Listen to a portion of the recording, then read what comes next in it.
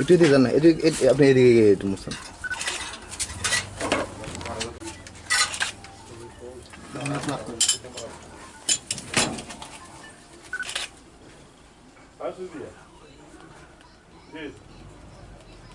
Actually ঘটনা হয়েছে, ওদের হিউজ আউটস্ট্যান্ডিং ছিল।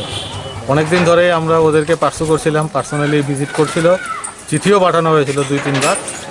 লাস্ট 22 তারিখেও চিঠি পাঠানো হয়েছিল এগুলো ডিপোজিট করার জন্য, কিন্তু ওনারা ওই ডিপোজিট করেননি না, আমাদের অফিসে গেছেন, গিয়ে যোগাযোগ করেছেন। তো আলটিমেটলি আমাদের কাটতে হয়েছিল। কাটতে আসার পরে ওনারা ফিজিক্যালি আমাদেরকে রেজিস্ট করেছেন। তো তারপরে আমাদেরকে পুলিশ প্রোটেকশন নিয়েই এগুলো কাটতে হয়েছে।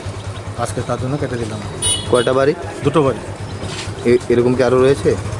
আরও এখনও মানে ডিসকানেকশন তো করা হচ্ছে, এরকম কোনো ফোর্স কেউ অ্যাপ্লাই করেনি, আমাদের আর পুলিশের রিকোয়ারমেন্টে আসেনি। আমাদের নিজেদের থ্রুতে আমরা কেটে যাচ্ছি, এখনও কাটছি এবং আমরা কাটবো।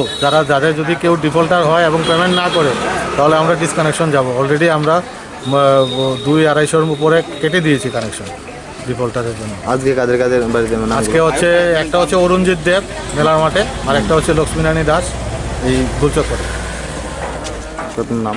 চন্দন চক্রবর্তী। আপনি মানে post? Chief manager commercial. Thank you.